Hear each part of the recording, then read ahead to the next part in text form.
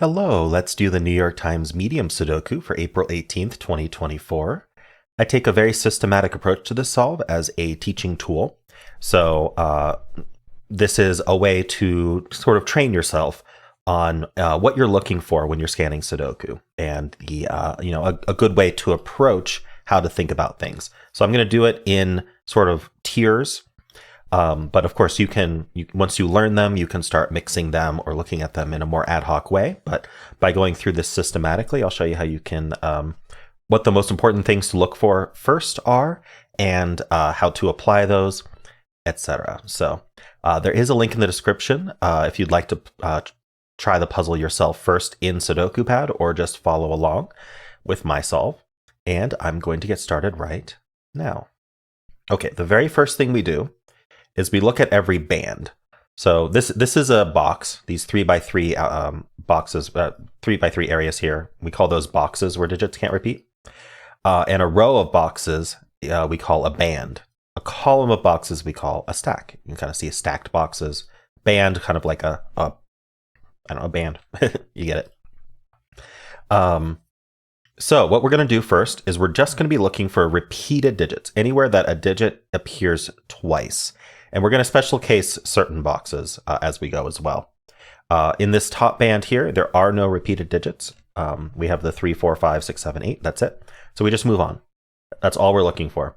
But if a box has a completed row already, we just need to look for a digit in the non-completed rows that isn't already present in the box. So this 1 and 3 are good. Let's start with the 3. This 3 looks into the box.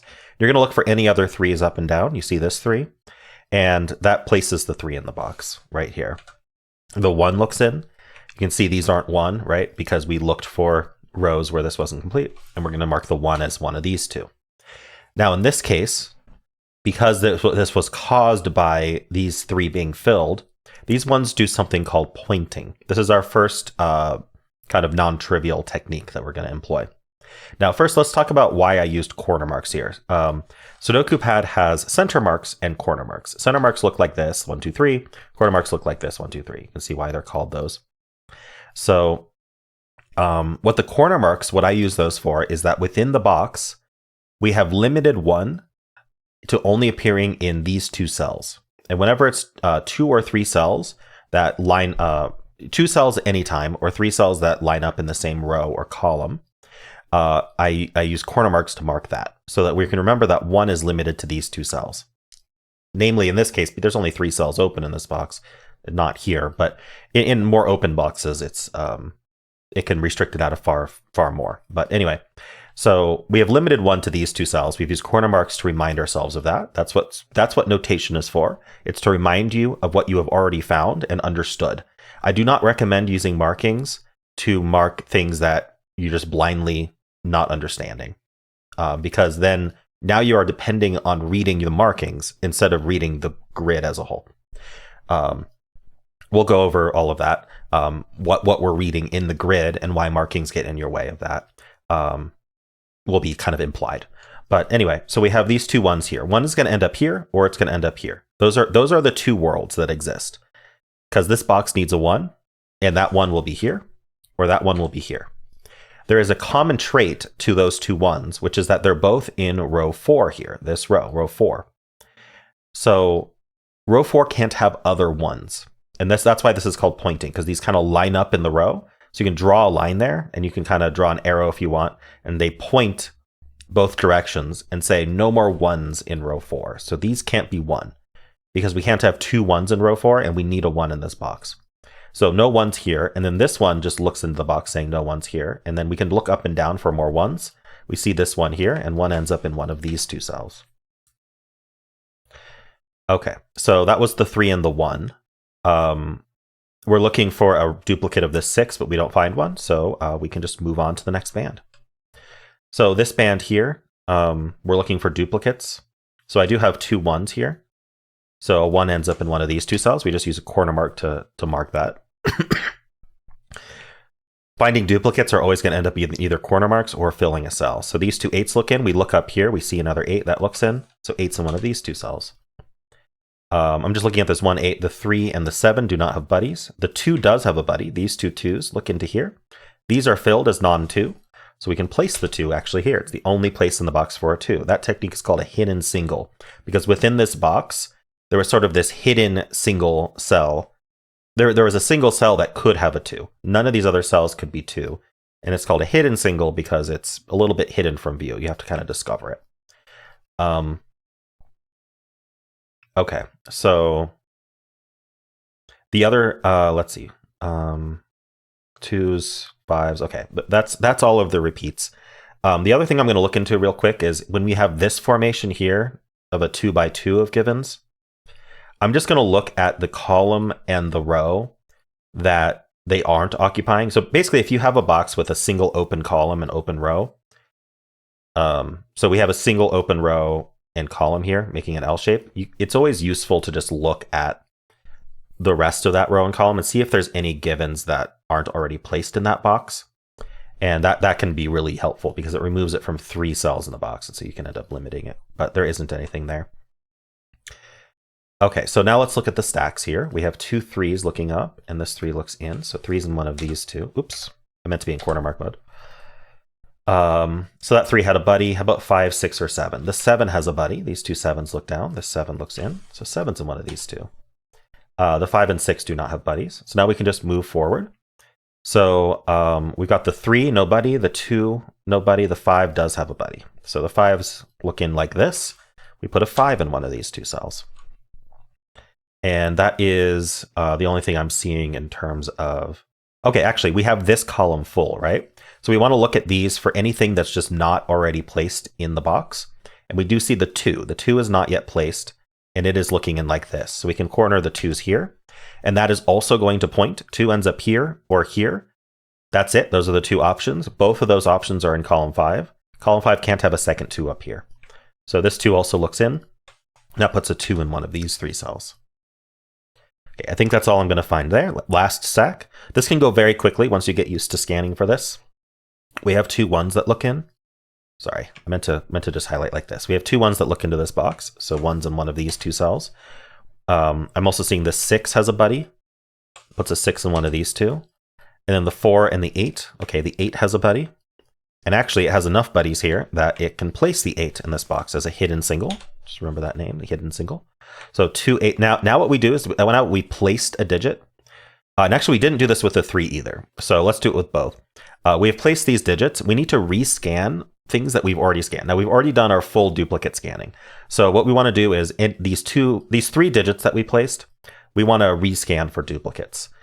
Should have done it when we immediately placed. So for example, this 8 does have a duplicate that looks in here. This 8 looks up, putting an 8 here. Oopsie, to be corner mark mode again. This 3, it didn't have a buddy horizontally, but it does have a buddy vertically. I think I may have just missed that when I did the vertical scan, to be honest. So that ends up with a 3 in one of these 2. Oh, but actually this 3 looks down, this 3 looks down. If we look left, right, there's another 3 here. And that places a 3 here as a hidden single. Now, before we place this 3, we're looking at any corner marks that already exist in that cell. You can see there's an 8. So when I place this 3, because it wasn't an 8 that I placed, that has removed one of the options for 8 in this box. And this corner mark is telling us, hey, I'm the only 8 corner mark left. That signals immediately that this is a hidden single. And we can validate that. This 8 looks in, this 8 looks in, this 8 looks down, and this 3 is not an 8.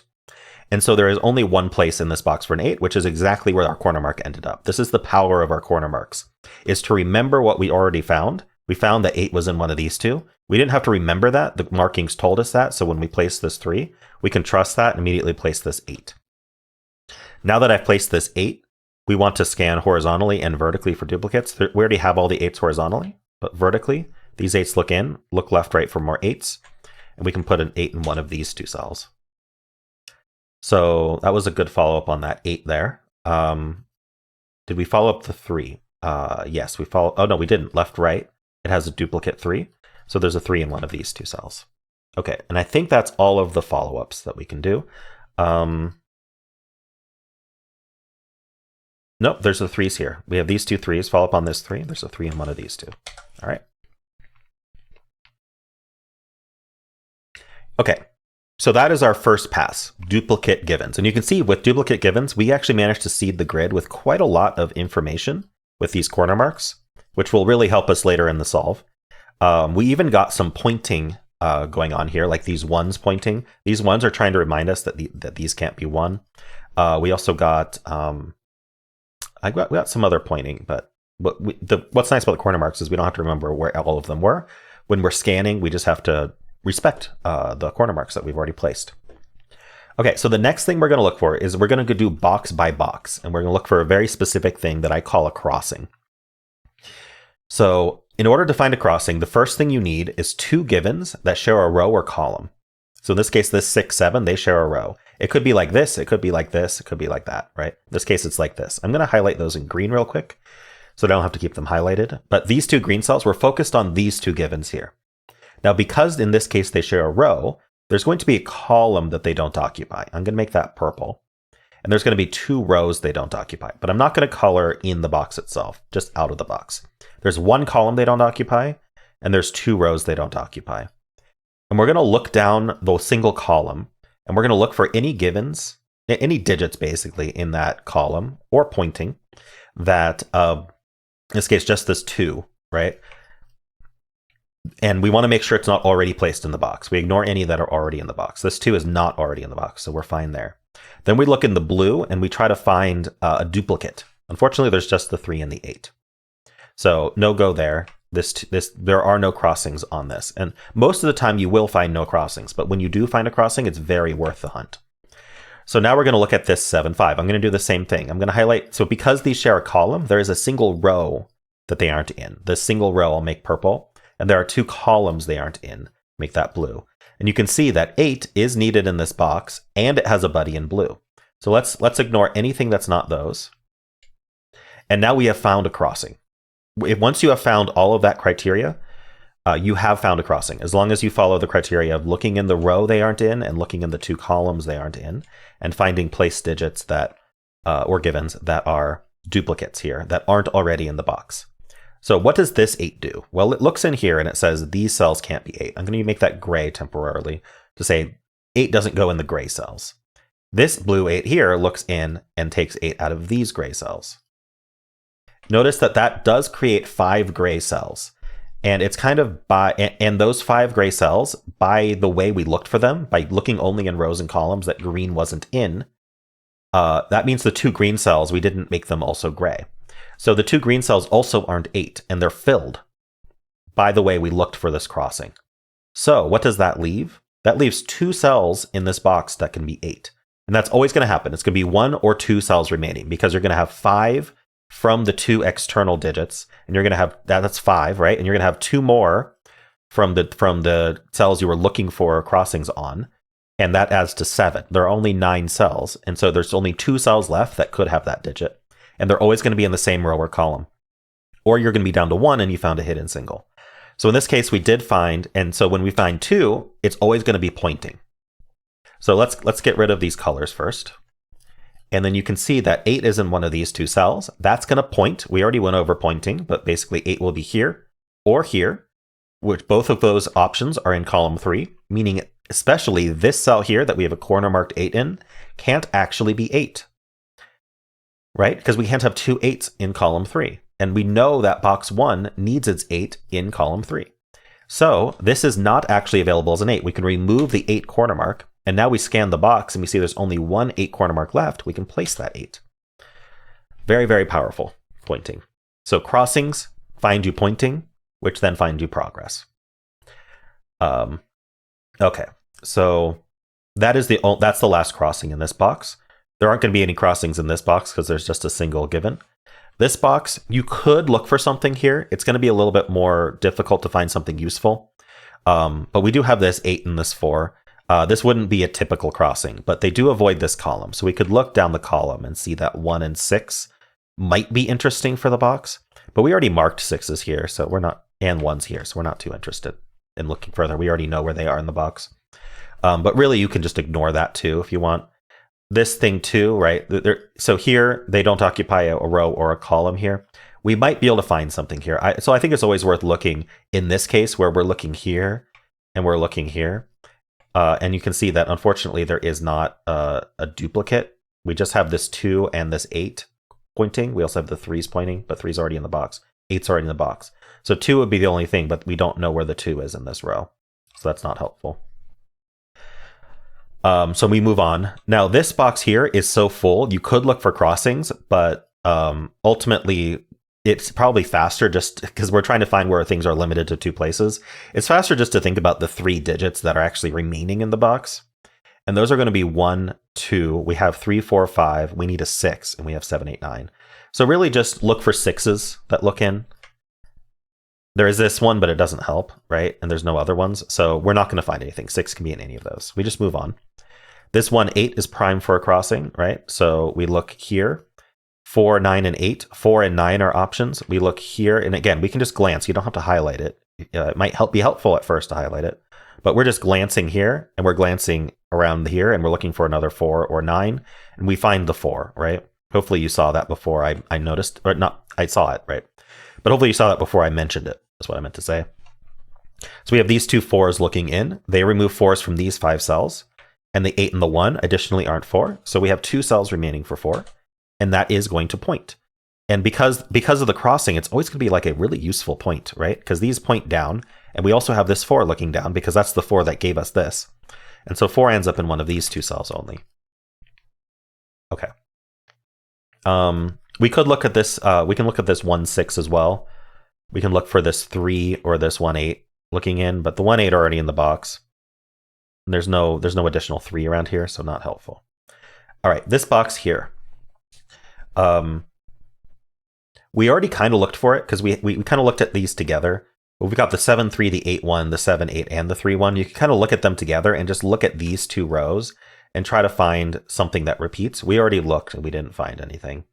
If you look at these individually, maybe the best thing to do is just look at this row and say, is there anything, right? Instead of looking at these individually, look at this row, look at this column. Is there anything that's not in the box yet? And the answer is no. Everything's been placed. The 7, the 3, the 8 that point, those have been placed. The 3, 8, 2, and 1 have been placed. So we're not going to find anything that way. But we do have this 2 now. So that 2, 4 can cause crossings with the 3, 2, and the 7, 2. Look at this 3, 2 here, right? We've got this column. The 6 is not placed yet. And then we've got this row. This 6 is not placed yet. So actually this 6 looks down. This 6 looks in. And even though this box was super full, we do get a crossing that gives us pointing 6s here. So those 6s point into this box. That 6 looks in. And that means 6 ends up in one of these 2 cells. And now finally, we have triggered something that we've been looking for the whole time, but you didn't know it, which is that we have found overlapping corner marks. By overlapping, it's a pretty strict definition here, and I'll explain why. And so hopefully by explaining why, you'll understand why the definition is strict like this. We have 2 different digits corner marked in the box, in this case 1 and 6. That's 2 different digits, and they have been corner marked into 2 cells in the box, and both of them are in the same 2 cells and no other cells. Like if this was corner marked with a 1, oops, like this wouldn't count, right? Because I'll explain why in a second. But when you find that this 1 and 6 are in these 2 cells and they're the same 2 cells and no other cells, that has triggered us to say that is a hidden pair. So what is a hidden pair? Well, think about what these corner marks are telling us. The ones first. They're telling us that within this box, there's going to be a 1 here or there's going to be a 1 here. So let me give those colors, green and purple. There's going to be a 1 in green or there's going to be a 1 in purple. What about the 6 corner marks? What are those telling us? Well, they're telling us that there's going to be a 6 in green or a 6 in purple.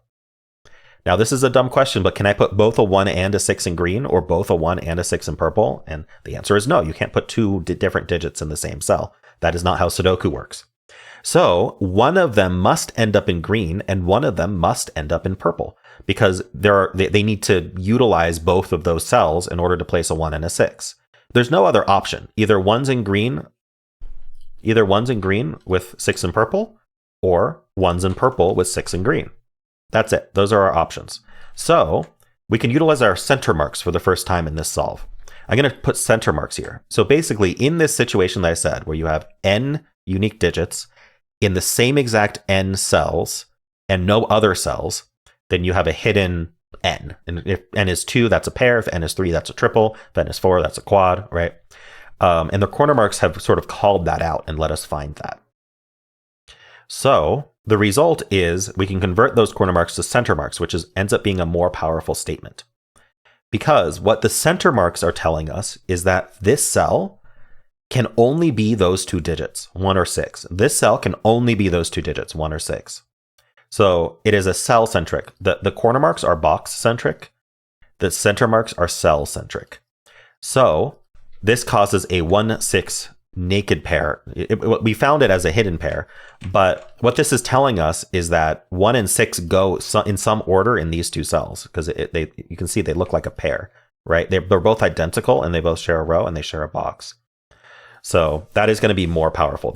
So the thing that the hidden pair actually did is it removed anything else that we thought could be in those cells. So let me find an example. 7. No, not 7. 9. So we thought that 9 could go in this cell, right? If I put 9 here, it doesn't turn red, right? There's no 9 in the row. There's no 9 in the column. And there's no other 9 in the box yet. But it can't be 9. It can't be 9 because of our hidden 1-6 pair. Because we need to fit both 1 and 6 in this box, and we can't put them both in this one cell, and there's no other cell that can take them. So we've actually broken the box, which means we've broken the puzzle. So we can't put the 9 there. So the important thing to do when you find a hidden pair is to think about what digits did I just remove from those cells. So I'm just going to count through. 1, no, not removed, it's still a possibility. 2, 3, they could never have been that anyway. 4, okay, when we think about 4, this cell already couldn't be a 4. So maybe not so interesting. But this cell, we didn't know that couldn't be a 4 until just now. So maybe we think about what's happening with 4s, right? Are there any interesting 4s sitting around here? Well, we have this 4 here. This now can't be 4. These aren't 4. It means that in this box, 4 is in one of these 3. You can also look at the row and the column. And when we look at the row, suddenly we find something. So think about 4s in this row. And we're thinking about 4s because we just removed 4 from this cell. Now think about this row is going to need a 4. It's not in any of these cells. It's not in the hidden 1-6 pair that we just found. It's not this 8. And these corner mark 4s are telling us it's not here because it can only be in these 2 in this box. It came from these pointing 4s here. If you remember, they pointed down and said not 4. But the corner marks in the box are enough to remind us it can't be 4. We didn't have to remember that. And so that means there's only one spot for 4 in this row. That is called a hidden single. Just like when we found it in the box, it's a hidden single in the row. We can place that 4. That removes the ability for this to be 4, right? So we can remove that corner mark. And now there's actually just one digit left unaccounted for in this row. We have the 1, 2, 3, 4, 5, 6, 7, 8, but we don't know where the 9 goes. Remember how 9 was removed from both of these? Well, now 9 can only be here. So that is a hidden single 9. Now, when we place those, make sure we follow up. Horizontally, not much to follow up with 4s. Vertically, we already have these marked. The 9, horizontally, nobody for 9s. Vertically, nobody for 9s. Okay, so not much to follow up with there. But this is now full. When we fill up a row, it's always good to look at the other 2 rows and see what's looking in to see if we can find anything. 1's already in the box, 8's already in the box, 6 is already in the box. These are empty. 2 is in the box, 3 is not in the box, but we have it marked already, and that's still correct. And 8's in the box. So unfortunately, we didn't find anything there, but it was worth a look. Okay, so that was that 1-6 hidden pair. And we found that from these pointing 6s that we found on crossing the, I think it was the 3-2. Now there is still the 7-2 that could have a crossing. And so the candidates here would be just the 5, which is not placed in the box. And unfortunately, the only 5 over here is this one, which doesn't help. So 5 is in 3 places. Okay, and I think now we can move on. Did we look at, yeah, we already looked at this. We looked at that. We looked at that. Okay. So in this box here, we want to look for crossings as well. And the important thing to understand is that because we kind of know where these 1-6s are, they can participate in crossings in certain ways. So for example, well, actually we can, where's our, okay. But we just have a traditional one on this 3-8 actually. I was trying to figure out how these 7s were crossing, but yeah, I don't know. 3-8 is the best place to look for it. So this 3-8, we're looking at this column that they aren't in, and we find the 7, and then we look at the 2 rows they aren't in, and we find this 7. So this 7 looks in, this 7 looks down, and 7 would have ended up in one of these 2 cells, but one of them's occupied by a 2. So actually, this is the only place for 7, and we can place it, hidden single. That 7, we follow up on it, let both in the band and the stack. So in the band, there's a duplicate. That places the 7 here. I'm going to just mark that in green so that we know to come back and rescan that, because we knew that there was still something to scan with this, which was vertical. And the whole point to here is to try to keep in your head what you need to backtrack and scan to. And if you need to, mark it with a color or something. Okay, so that 7, I don't think there's a follow-up on. So now we backtrack all the way, and we want to follow up on this 7 here. So horizontally, nothing. Vertically, nothing of interest. So that's fine. All right. So now, again, we only have two values left in this box. So you may as well just think about what they are rather than trying to find crossings all over the place. So let's just think about what digits are missing from this box. We got the 1, 2, and 3. We need a 4. We have the 5, 6, 7, 8. We need a 9. So 4 and 9 are the two missing digits.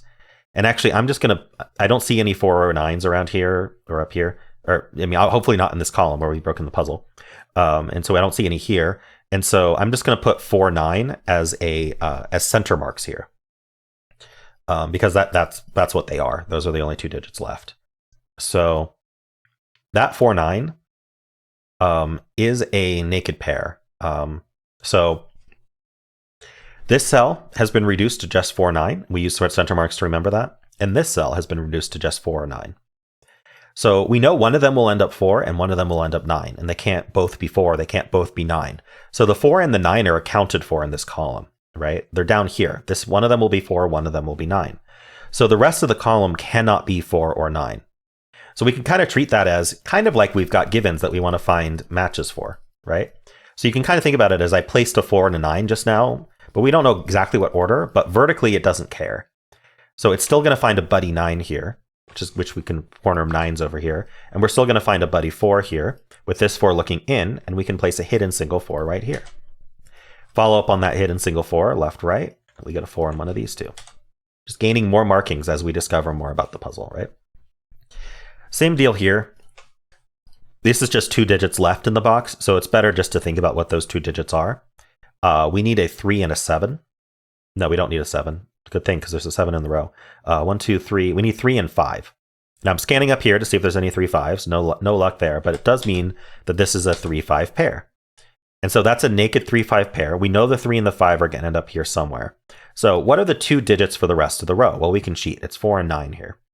Assuming your pencil marks are still correct, you can still rescan it. We have 1, 2, 3, 5, 6, 7, 8. So 4 and 9 are what's left. So we can put a 4, 9 here as center marks. Okay. The other thing is we want to kind of look up to see if 3, 5 is interesting to anything up here, but I don't see how it would be at the moment. So that is what we got from that. Now, there's one more thing I'm noticing, which is back in this box, we marked this 4, 9. So we know there are 4 digits left in this box. And we can just do a little math here and go, well, two of them could be here, the 4 or the 9. That means there's 2 unaccounted for digits. Well, one of them has been accounted for, which is the 6. But there's one more digit that we haven't accounted for, which I know is going to end up in one of these 3 cells. Because it's not here and it's not in the rest of the box. So we can think about that. 1, 2, 3, 4. It's the 5, right? We have the 6, 7, 8, and 9. So where does the 5 go in this box is the question we want to ask. And the answer we get is that it is in one of these 2 cells. And that did not happen until we found this 3, 5 pair. Previously, we thought this could be 5. But this 3, 5 pair said, actually, no, it can't be 5. And so that does put 5 in one of these 2. And so that was a good time to trigger thinking about that. Okay. So that is the end of looking for crossings, because crossings are a box-centric thing. The next thing we can look for, and the puzzle is maybe done enough that we don't need to, but this is what the third pass would be. I think there's enough open space in the box that it could still be helpful. So the next thing we're going to scan is we're going to go box by box again. And instead of looking for crossings, we're going to look for what I call geometry. Now, what the heck is geometry? Well, geometry is just sort of looking at the givens in the box as a whole and how they interact with rows and columns. So we're looking at the givens in a box, and we're looking at what does that mean for rows and columns. So for example, this 5, 6, 7. If you kind of think of them as a shape, that shape is avoiding this row and this column. And that row and column are going to need a 5, 6, 7. And these cells are not 5, 6, 7. These cells are not 5, 6, 7. So 3 out of the 9 cells are already not 3 of those digits. So let's take this row, for example. I don't know that we're going to actually find something with this. And we may not find it in this puzzle at all, but it's always worth looking at. And you sometimes find something interesting regardless. So we want to think about, what does that mean for 5, 6, 7 in this row? Well, 5, 6, 7 can't repeat in this box. And it's not 4 or 8. So we only have 4 open cells that could be 5, 6, or 7. And what we want to look for is there any of these cells that also are somehow restricted vertically from not being 5, 6, 7, or maybe in the box, right? So this cell can't be 5, and this cell can't be 6, 7, but it's not good enough. We need a cell that can't be 5, 6, or 7. All 3 of them. It can't be all 3 of them. So if we found, like, if this cell was a 5, we could do it. Or if we had a 6 and a 7 somewhere down here, that's actually never going to happen. But you get the idea. So hopefully. So we didn't find it, unfortunately. But you can think individually about 5, 6s, and 7s just to see. So for example, we know this cell's not 6 or 7. So it might be an interesting cell regardless. Because we're going to need to fit 6 and 7 somewhere in here. And it seems pretty restricted. But I'm not seeing any like useful restriction at the moment. So maybe we just keep in our head this cell might be interesting, but we're going to go box by box and look for stuff like that. They also avoid this column, right? We need 5, 6, and 7 in this column. Well, these aren't 5, 6, 7. This can't be a 7, but it could be 5, 6. This can't be 6. This can't be 5. This can't be 7. But unfortunately, nothing useful. It is down to 4 cells, just like the row was, but I don't think we can do anything with it at the moment. Okay, so that was this box. Now we look at this 4, 3. The 4, 3 are avoiding all of these, right? So we just kind of want to just think about 4s and 3s. This row already has a 4. It's got a lot of places for 3, not super useful. How about 4s and 3s in these columns? 3s are already accounted for. 4 is accounted for here. We know where the 4 is down here. It's one of these two. So we can just move on. The 4 and the 8 are avoiding this row and this column, right? But this column already has a 4, 8. This row does not. But we have them kind of marked. The 4 is marked here. The 8s are marked here. So that's not going to be helpful. So you can just really quickly scan these and see if you find anything useful. But this gives you like something to anchor on of like, maybe there's something I missed. And if it's something I missed, it might be one of these, right? One of these givens in one of these boxes that I missed as having a consequence. So 3 and 8, it would be this row and this column. We already kind of have that marked, right? In this column, we've got the 3s and 8s marked. In this row, we've got the 3s marked. So no go there. This box is super full. When it's full like this, you're actually less likely to find something interesting, but you may as well take a look because you probably would have found it just by thinking about these 3 digits. The 1, 2, and 6 that are missing. And there's really not much to see there. I am seeing something though, which I think is going to be helpful. And actually we could have seen it in this box too. So let me go over that. By now, if I wasn't taking the systematic approach, I would have absolutely center marked these. Maybe I should have anyway. But we're just going to center mark these cells with what they can be. This cell can only be 1, 6. This cell can be 1, 2, and 6. And this cell can be only 2 and 6. Just based on our corner marks and the fact that 6 can be in any of them. So what does that reveal to us? It reveals that we have a 1, 6 pair in this column, which means these can't be 1, 6. But if you look closely, we already had 7, 8, and 9. We had a hidden triple here in plain sight. Our corner marks were telling us that, and I missed it, so I apologize for that. But look, we have n unique digits. 7, 8, and 9 is 3 unique digits, so n equals 3. 3 unique digits in 3 cells, and only those 3 same cells in this box. There are no other 7, 8 corner marks over here. So 3 digits for 3 cells, just like 2 digits for 2 cells, it's the same thing. Those cells can only be those digits. Going from 2 to 3 doesn't change anything, right? It's just 3 digits for 3 cells. Those 3 cells will be those 3 digits. And what did I say you could do? You can convert the corner marks to center marks. So let's talk about why. I need a 7, 8, and 9 in this box. They need 3 cells in this box. There are only 3 cells for them in this box.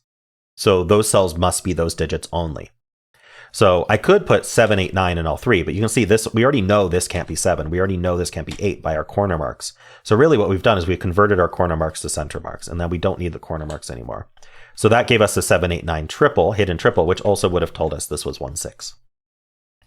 It also tells us that there might be something interesting going on in the rest of the box, because we know 2 and 5 are already over here. So what are the digits we still need? We need 1, 2, we have 3, 4, we need 5 and 6. We have 7, 8, 9. So 1, 2, 5, 6 are what's left. What can this cell be? Well, it can be 1. It can't be 2, because we actually have the 2's corner marked over here and here. This was pointing that we found a while ago. Can't be 2. Can't be 3, 4. Or so I said 1, 2, 5, 6 were what's left. It can't be the 2, 5 because of our corner marks, and it can't be 6 because of the row. So it is a naked single 1. So we can place that 1 there. Now we're going to follow up on that. That removes this 1 here, leaving a 2, 6 pair. We don't need these 2's anymore. And now there's only one place for 1 in the box based on this corner mark. We can place it. We can follow up on that as well. This 1 looks down, saying this can't be 1 anymore. Now it's a naked single 6. 6 is the only candidate left, so it must be that candidate. And now this has only 1 left, so we can place the 1. So 6 and 1 got placed. This 1 also removes this 1 corner mark, placing this 1. Now we want to follow up on that. For example, we now have duplicate 1s here. This 1 looks up, so we can put corner mark 1s over here. The other thing I'm seeing is this 6 looking into here, this 6 looking up. We do have a crossing on this 3, 4. So we can corner mark 6s here. And now we have, again, three corner marks overlapping in 3 cells. We can convert them to center marks. We don't need the corner marks anymore. All right. So that was pretty fruitful. We were looking at something. I don't even remember which box. I think we were looking at this box, and we found that when we center marked these, we got a pair, which actually revealed that this box had more to do that I didn't do. So I placed this 1, which I think we followed up on correctly. Okay. So something to notice here is that now that this 1 got placed, we have more opportunities for crossings. So you always want to rescan anything that you've already done when you place a digit, which can get to be a big list. But by the time you get to the, you start placing a bunch of digits, they kind of just place themselves and you don't need to worry about it anymore. But by placing this 1 here, we did make an opportunity for crossings. And I did notice that we do have a crossing on 7s here. And so the 7s join the 6s, 2 digits, corner marked in the exact same 2 cells and no other cells. That's a hidden pair. We can convert them to center marks. That affects these cells. It removes digits that we thought could be in these cells. So one thing I want to look at is anything in this column that's not already placed in the box. 1, 8, 4, 6, 7. Unfortunately, nothing. But if anything looked through here and now couldn't be here, it would be placed here. That's why I was looking. So this is going to be this digit, by the way. Those are going to be the same digit. It does affect the column as well, or at least it triggers us to look at the column. But it's 4 open cells. I don't think we need to look at that yet. We haven't finished our full scanning pass yet. So we did get this 6, 7 hidden pair. Let's think about what was removed from them. 2 was removed. So we want to think about 2s real quick. This 2 does see here, and now these can't be 2. So 2 ends up in one of these 3 cells. That's all I see. The 3 was removed from this cell. So we got this 3 looking in. These aren't 3s. I don't have any 3s down here, unfortunately. So nothing to do with 3s. 4 was not removed because it already couldn't be 4. 5 was removed from this cell. We can do the same thing with 5s. Any 5s down here? No, unfortunately not. Okay. 6 and 7 are still possible. 8 was never possible. 9 was removed. So we can see this 9 looking up. And actually 9 ends up joining the 2s here. Not a hidden triple yet. It's only 2 digits in 3 cells. It needs to be completely compacted. But notice remember when we did this over here, the 2 and the 9 are not in this cell. So this cell is going to be worth thinking about, right? It's not the 6, 7. It's not the 2, 9. So what is it? Well, it's going to be 2 digits that are not accounted for in this box. So we have the 1 and the 2 accounted for. We have not accounted for the 3. We have the 4. We have not accounted for 5. And 6, 7, 8, and 9 are accounted for. And then as soon as we pencil a by value like this, 2 values in a cell, scan the row, scan the column, scan the box. Are there any duplicates? Yes, we found a pair. This is a 3, 5 pair. Scan it as soon as you place it, and it'll be a lot harder to miss any. So this 3, 5 pair is going to affect the column because they share a column. One of them will be 3, one of them will be 5, meaning these can't be 3 or 5. So what are they down to? Well, they're 2 unaccounted for digits in the column. One of them's a 4. So we have 1, 2, 3. One of them could be 4, 5, 6, 7 is the other option, 8 and 9. Now what's nice about 7 is we have this 7 here saying it's not here. So the 7 can actually only be here in the column, and then we can place the 4. All right, we placed a 7 and a 4. Follow up. The 7, we can follow up with our corner marks first. This is not a 7 anymore, so we can place the 7 in the box and the 1 in the box. I'm going to follow up on that 1 in a second, but I want to make sure I follow up on the 7 properly. Vertically, we're fine. I also want to follow up on the 4. These two 4s look in. So there's a 4 in one of these two. I'm going to follow up on this as well in a second. I'm going to mark those purple, but I'm going to follow up on this 1 first because it may be more useful. Actually, both are going to be very useful, but you gotta have a stack in your head, and I'm using the colors to sort of track that stack because you can only do one thing at a time. And so I'm going to remove this green here and say, okay, I'm following up on this 1. This now can't be 1, so I can place this 1. When I do so, it displaces a 3. Where's 3 in this box now? Only here. That displaced an 8 corner mark. So now I can place the 8 here. That displaced a 4 corner mark. I can place the 4. That removes this 4 corner mark. I can place this 4. And now I don't need to follow up on what I wanted to follow up with there. And then now that places this 9. Now, let me show you what I was going to do with purples. So this is what I call kind of lining up. We corner marked 4s here, and that was missing one of the columns, right? So I looked up and down to see if that was true of any other box of 4s being marked that were also missing the same column 2 here. And I found it.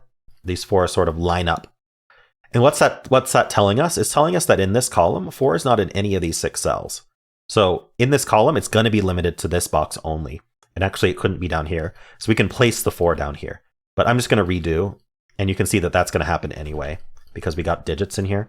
So this 4 looks down, and this can't be 4 anymore. So the only digit it can be is 9. And that's going to place the 4 and the 9 in this box as well. But now where does 4 go in this box? And you can see it does end up where I said it would. And that displaces a 6 corner mark. So this is the only place for 6, and now this is the only place for 5. We also got this 8, which removes 8 from here. We got this 3, which removes 3 from here, giving us the 5. Finishes up this box. And now at this point, we're just going to follow around, like we're going to try to follow around naked singles, basically, from the center marks that we have. So this 5 makes this a 2, which makes this a 6 and a 5. We remove this corner mark 2, but there's still 2 places for 2. But this 6 makes this a 7 and that a 6. That 7 looks left, making that 9 and 7 and 8. That 9 looks right, removing the 9. Now there's only one place for 9 in the box. And now there's only one place for 2 in the box. This box is full except for 1 digit. Always able to place that digit when you do that. I broke the puzzle. So I probably made some mistake very recently. So if you make a mistake, just back up. Yes, this is where I made the mistake. I believe, let's see, 9, 7, 8.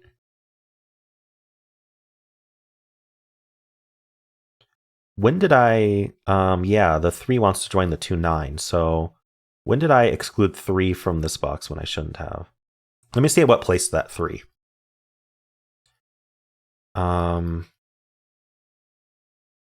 Yeah, this has been broken ever since I placed this 3. I shouldn't have placed it. Unless this can end up 2, 9. Hold on, did I? Hope I didn't make a mistake much earlier. I think maybe it was the 9. Maybe the...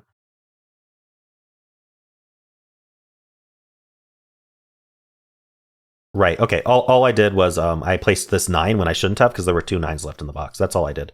So we're fine. The 9 actually ends up here for the row, you can see. That's the 9. And then we're left with a 2, 3 pair here, but this 3 tells us this is the 2 and this is the 3. Okay. That 3 looks down. We're basically cleaning up all our marks first. Now that this is cleaned up, there are enough... there are so few open cells in this box. Really, the thing... there's no reason to continue our systematic way of solving here. We're just going to go through each box and row and column, and we're going to look for ones that have very few open cells. So like this, there's 2 cells open in this box. We just think about what they are. We need the 2. And as soon as I say 2, I'm looking down here to see if there's any 2s. And then we also need the 9. I'm looking down here for 9s. Unfortunately, nothing. So we just center mark the 2, 9 and move on. This column also needs 2, 9. Not found in the row. So we just pencil mark the 2, 9, move on. I'm seeing this row here. I'm jumping around, but I'm just looking for rows with 2 left, right? So we need a 2, and I'm scanning, and I'm seeing the 2 here, right? So 2 actually can only go in one spot. right? I looked at these, I saw 2 was needed, I saw it couldn't be here, so we can just place the 2. And that is going to give us these 2 9s resolved. And then now this is open, right? This is only 1 digit left. We think about what it is. Looks like it's a 5, we just place it. Okay, 2 left in this box, 1, 2, 3, 4, we need 5. This 5 tells us not here, so we place the 5. And then we also need a 6. That resolves the 2, 6. 2 digits left, 2 and 9. This 2 tells us this is 9, this is 2. All right, and again, I am going very, very systematic here.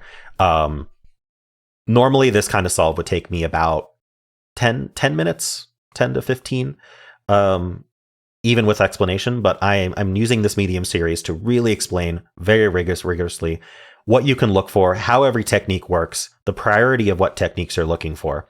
And at some point, you will move into a more hybrid solve where you're solving a bit more holistically, but still looking for the same things. So like while you scan bands, you're also kind of just scanning for crossings and scanning for geometry, right? Well, by the time you scan stacks, you've already basically covered every box.